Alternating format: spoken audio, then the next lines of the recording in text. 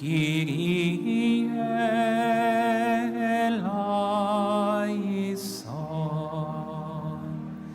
Kyrie eleison,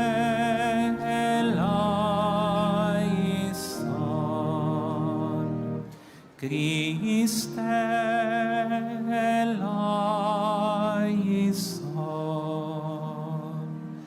Christe eleison, Kyrie eleison, Kyrie eleison.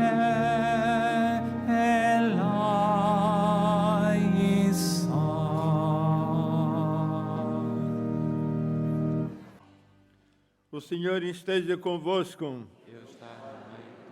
Evangelho do nosso Senhor Jesus Cristo, segundo São Lucas.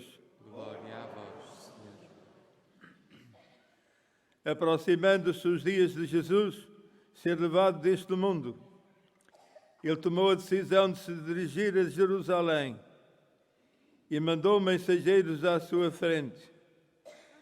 Eles puseram-se a caminho e entraram numa povoação de samaritanos, a fim de lhe prepararem hospedagem.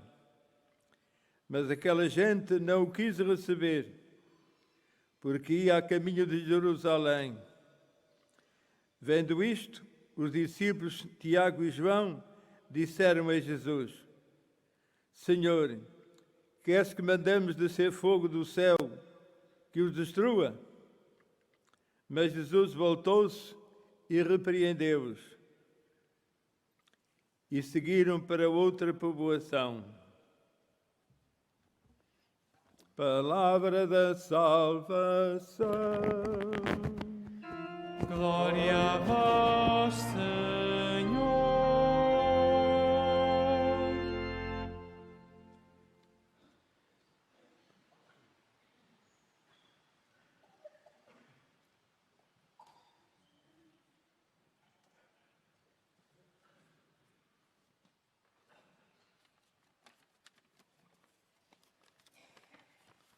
Caros peregrinos, meus irmãos e irmãs, estamos neste dia para que para muitos de vós, vindos de São João da Madeira, de São Pedro do Sul e de tantos outros lugares, é um dia de peregrinação a este santuário. Celebramos agora o coração da nossa fé, na Eucaristia, que para toda a Igreja, para todos os cristãos, é fonte e cume da nossa vida. Para aqui caminhamos e daqui partimos. E é justamente aqui que o Senhor nos fala, nos acolhe, nos dá a sua palavra, nos alimenta com o seu corpo e sangue. Na passagem do Evangelho que escutamos, esta passagem hoje inicia com uma anotação importante. Diz que Jesus tomou a decisão de se dirigir para Jerusalém.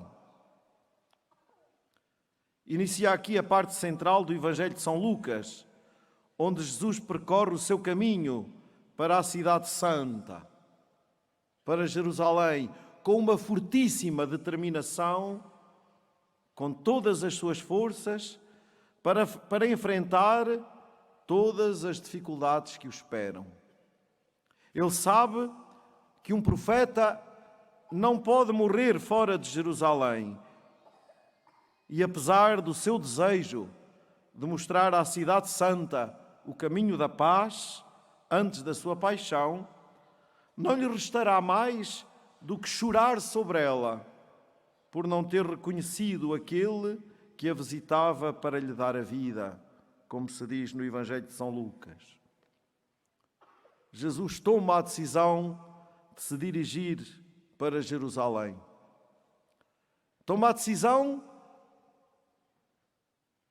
de viver a sua Páscoa definitiva, que há de ser para nós o penhor da salvação, a graça da vida eterna, o dom que havemos aí colher na graça do batismo, como filhos amados, marcados com esse sinal da fé para a vida eterna. É aí que Ele vai realizar o seu mistério pascal, o mistério da nossa salvação. E neste caminho vemos no Evangelho que Jesus envia à sua frente alguns mensageiros para anunciarem a sua passagem, mas estes, numa cidade de samaritanos, acabam por ser mal acolhidos por causa de velhas rivalidades religiosas entre os judeus e os samaritanos. Nem sempre Jesus é acolhido por todos. A única coisa certa é a sua vontade de não reivindicar, de não reagir com violência.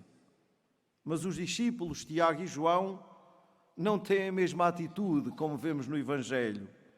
Com razão, no Evangelho de Marcos se diz que estes dois apóstolos, Tiago e João, chama-lhes os filhos do trovão.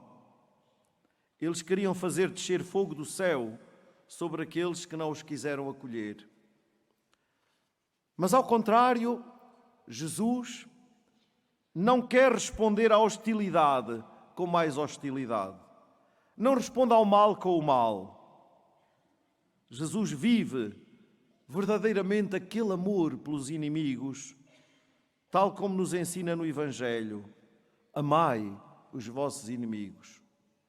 Fazei bem àqueles que vos maltratam, que vos caluniam, para serdes filhos do vosso Pai que está nos céus. E desta maneira, Jesus ensina a quem o segue que jamais devemos cair na lógica terrível da vingança, de quem responde ao mal com o mal. O discípulo de Jesus é sempre e só chamado a fazer o bem, também relativamente àqueles que o hostilizam e maltratam. Talvez seja das coisas mais difíceis, não é verdade? Que a gente às vezes experimenta no caminho da nossa vida. Responder ao mal com o bem. Responder ao ódio com o amor. É difícil. Mas isto é que é de Deus, isto é que é divino. Isto é que dá sentido à nossa vida e nos traz uma paz extraordinária e uma alegria indescritível. Somos convidados, queridos irmãos e irmãs, a avançar com Jesus para Jerusalém.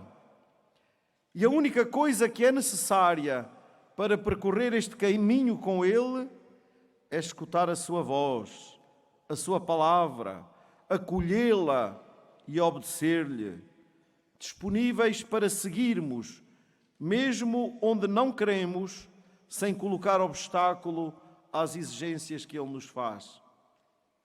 Assim aconteceu, mesmo no meio de infidelidades e quedas, a quantos o seguiram pelos caminhos da Galileia e da Judeia, e por tantos outros, que são a vida e a história da Igreja até aos nossos dias, na qual nos incluímos hoje. Como escutávamos na primeira leitura, não faltam por vezes momentos de sofrimento e de dor, de questionamentos duros e difíceis de entender, como aconteceu na história e na vida do povo de Israel. Mas a certeza maior surge sempre no nosso horizonte, quando deixamos que a fé nos ilumine e conduza, quando levamos no coração o caminho de Jerusalém. Saberemos verdadeiramente que o Senhor está conosco e atrairemos a nós muitos dos que estão longe ou, costumamos dizer, estão de fora. A igreja que somos é chamada a ser esta nova Jerusalém que atrai a todos para o coração de Deus. Diríamos, somos chamados a ser uma colmeia que destila um mel doce e saboroso que a todos atrai. É tudo o contrário do vespeiro, que afasta toda a gente. Esta nova Jerusalém que somos chamados a ser como igreja, estará sempre com o Senhor e habitá-la a mesma atitude e os mesmos sentimentos de Jesus e de todos os pequenos que aceitaram segui-lo e aprender dele a arte do amor autêntico. É esta certeza que celebramos e nos alimenta em cada Eucaristia. Caríssimos irmãos e irmãs, confiemos a Nossa Senhora e aos santos pastorinhos que nos acolhem nesta sua casa. Confiemos-lhe o nosso desejo de seguir Jesus e de viver com Ele. E rezemos nestes dias, invocando de modo especial com Maria, o Espírito Santo. Rezemos nestes dias, de modo particular pela Assembleia Sinodal, pedindo ao Espírito Santo que encha dos seus dons todos os que nela participam. E pela oração, pelo interesse, participemos nós também na construção da Igreja que o Senhor quer para o nosso tempo.